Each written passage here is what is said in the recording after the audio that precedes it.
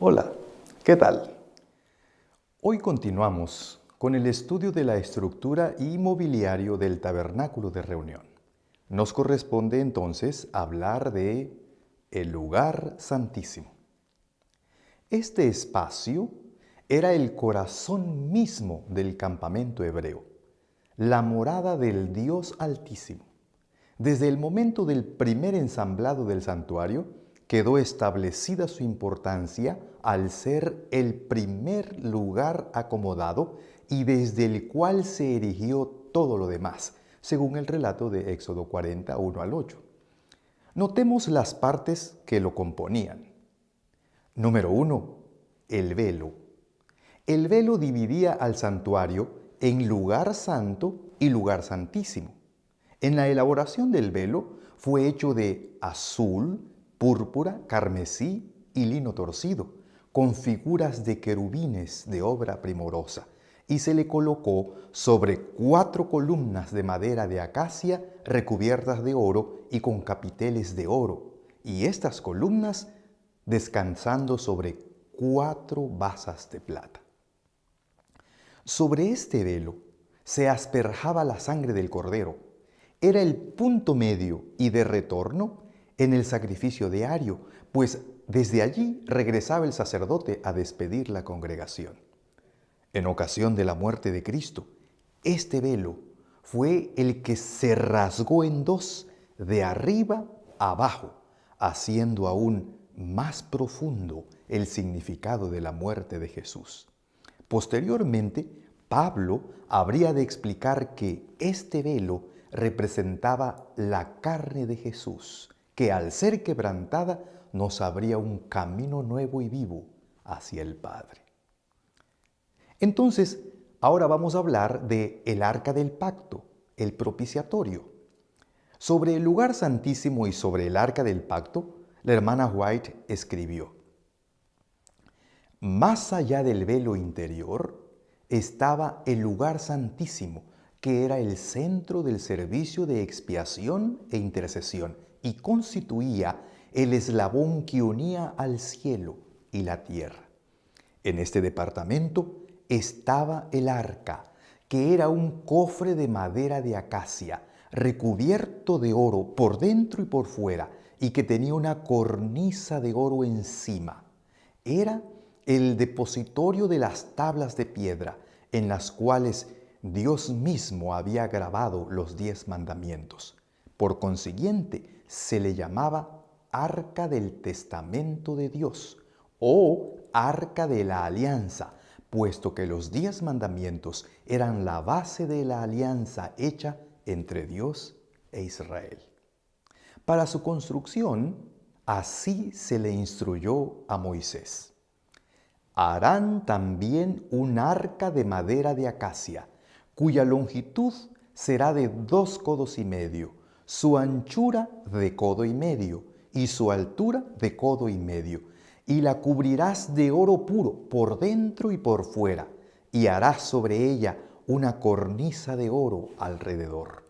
Fundirás para ella 4 anillos de oro que pondrás en sus 4 esquinas, 2 anillos a un lado de ella y 2 anillos al otro lado. Harás una vara de madera de acacia, 2, las cuales cubrirás de oro, y meterás las varas por los anillos a los lados del arca para llevar el arca con ellas.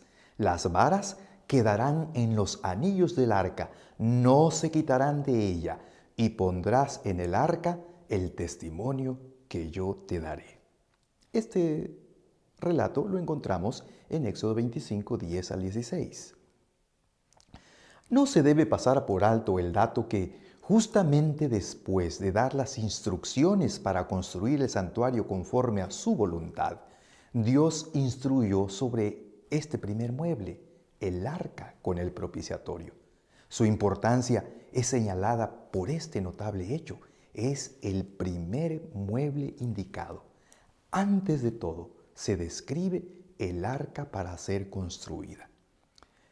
Preparada para ser portátil y transportada exclusivamente por los descendientes de Coat, hijo de Leví, el arca era el lugar en cuyo interior se guardaba la ley de Dios escrita en las tablas de piedra.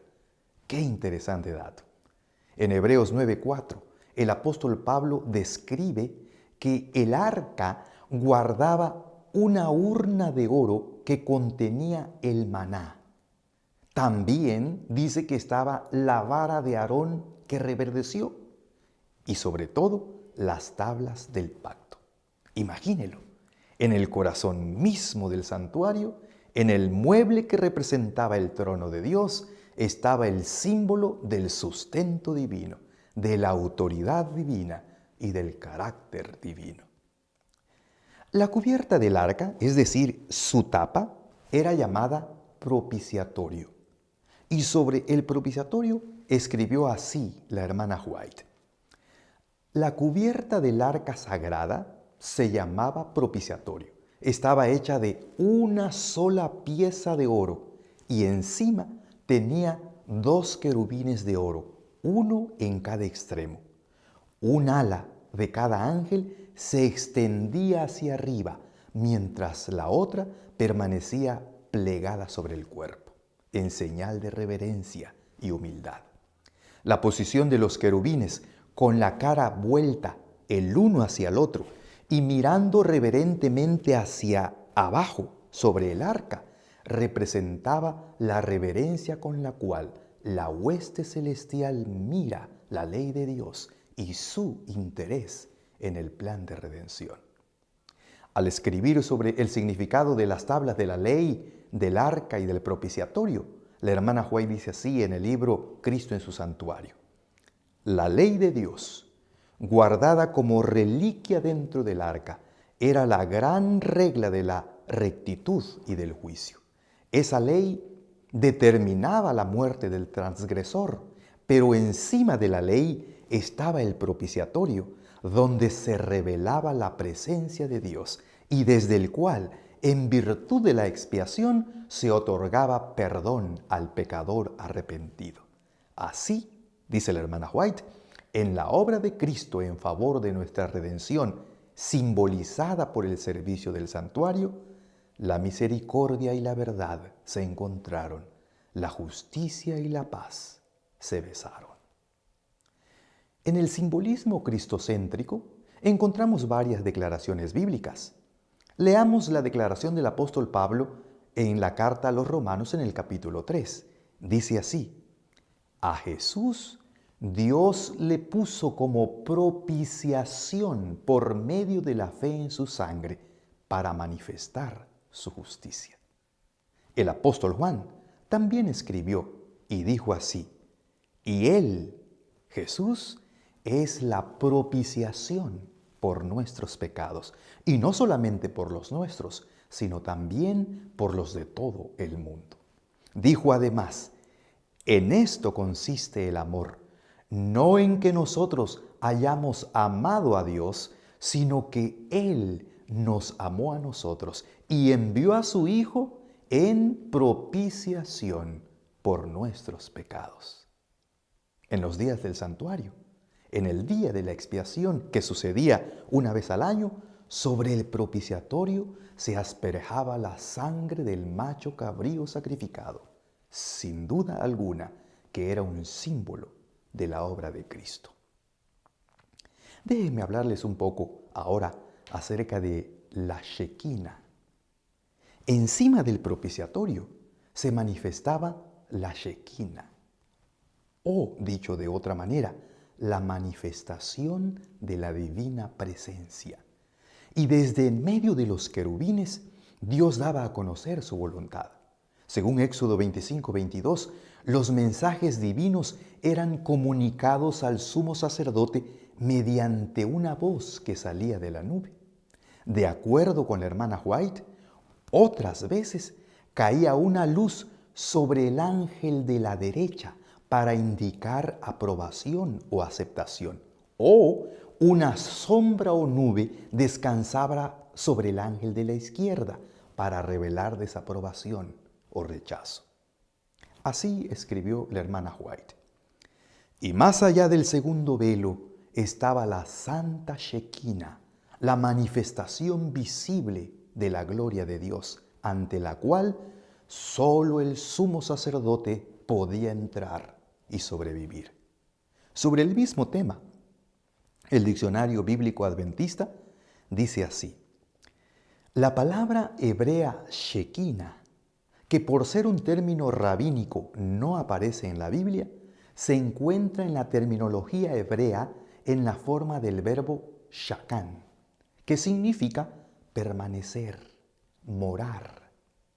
Shekinah se refiere a la presencia o cercanía de Dios a su pueblo.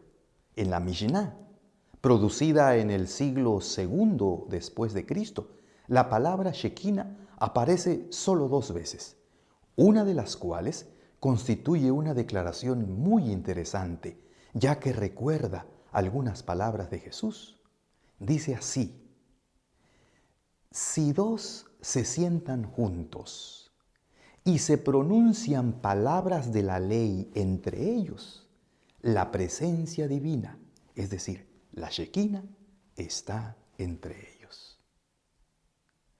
Como clímax, reflexionemos en un párrafo de la hermana White. Dice así: mediante la nación escogida, Dios había querido impartir bendiciones a toda la humanidad.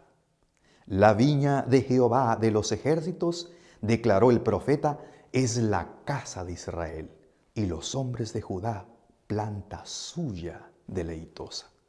A este pueblo fueron confiados los oráculos de Dios.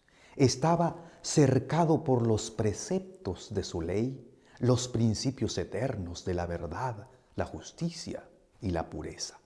La obediencia a estos principios debía ser su protección, porque le impediría destruirse a sí mismo con prácticas pecaminosas. Como torre del viñedo, Dios puso su santo templo en medio de la tierra. Cristo era su instructor. Como había estado con ellos en el desierto, seguiría siendo su maestro y guía. En el tabernáculo y en el templo, su gloria moraba en la santa Shekinah sobre el propiciatorio. Él manifestaba constantemente en su favor las riquezas de su amor y paciencia. El propósito de Dios les fue manifestado por Moisés y fueron aclaradas las condiciones de su prosperidad. Porque tú eres pueblo santo a Jehová tu Dios, les dijo.